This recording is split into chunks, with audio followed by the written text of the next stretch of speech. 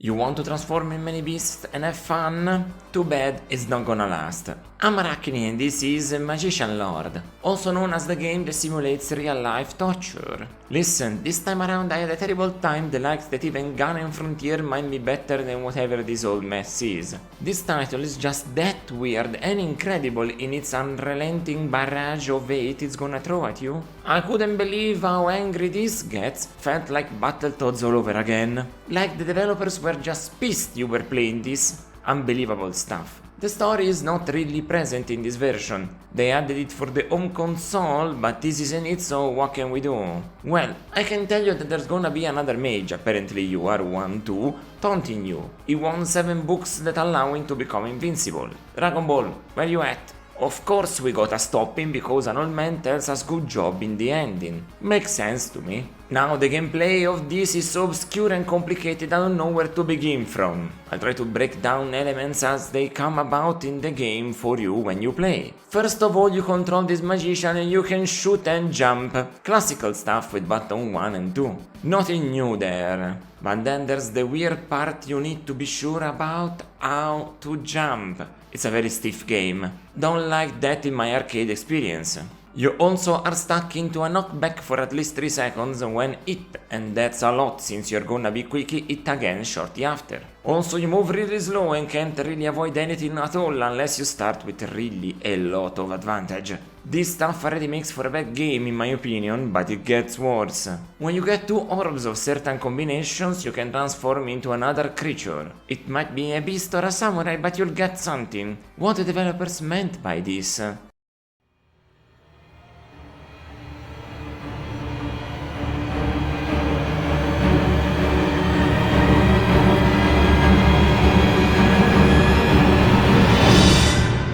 Oh well, I'm sure it's nothing. Too bad you don't get to see this often unless you've mastered the game, because you start with 2 hit points but then you get 4 if you transform. As soon as you lose your extra ones you go back to your basic form. It makes it quite useless because this is just the hard truth, you won't have any chance to keep any of this for long.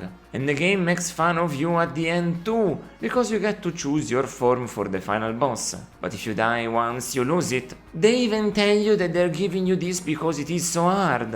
And it's true, considering your movement and the impossibility to do anything without prior knowledge of the ins and outs of everything you see in front of you. They're right, it's terribly difficult. I just don't see how a game like this is even learnable without infinite quarters. Next thing you'll notice is that the levels are all labyrinths. There's also doors that might lead to an extra room or send you to the boss before the boss. How can I tell? I thought red doors will be extra and white will be progress, but that doesn't work so simply. Those entrances change look to them in every level, so what's frustrating about it is that you never really know, because they're also not positioned at the end of the stage, so you might enter one and of course they're one way only. Of course they are. And you end up in this challenge course where they hide all the elements and power up where the majority of the enemies are. And if you die, you lose everything. There's no permanent upgrade to reward you for your skill or great exploration initiative. In short, I ate those frogs. But yeah, there's a boss before the boss. It's another weird system. You get to fight a crazy little goody two shoes who wants to be strong and also defend. Imagine defending in an arcade action game, like who wants to wait around when the jump has a startup animation? Goodness, everything here is so slow. After that you get taunted by the villain and you get a beautiful and not at all disjointed or unfinished or broken sentences, all perfectly understandable with all seriousness, so true bestie. And then you get the real villain of that specific stage. This stuff just tired me out. It took me 1 hour and a half to finish Magician Lord, and not because it was any way, shape or form long, it's only 7 stages, just painful. But I can say for certain the last level just has bad design too, not just hard anymore. There's a part where you need to move along these moving platforms and it's just gross. Because there's these eye monsters that just keep spawning even if you don't move backwards in the board. Why the fuck? Why would this pain be a thing? Considering that also it takes a century to load back in, fade to black, see the level title again, get a jingle, get spawned on the last solid platform. Oh no! These things move! You need to do them in one go or you're screwed! Stuck forever in the same place until you manage.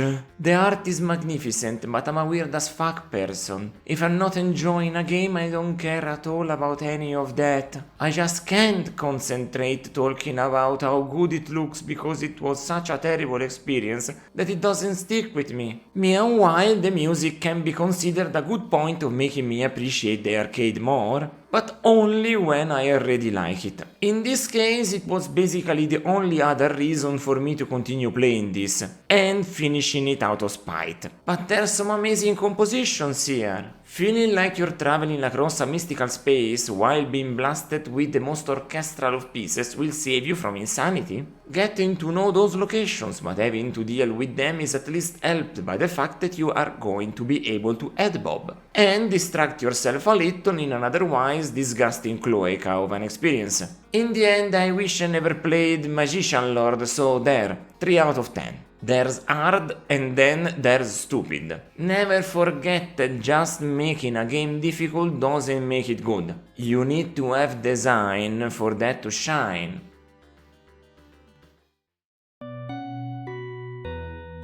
If you wanna see me play the games that I will review plus some extra stuff, catch me on Twitch at Araknie Retro. It's my natural habitat, you see? Until next time, ciao ciao!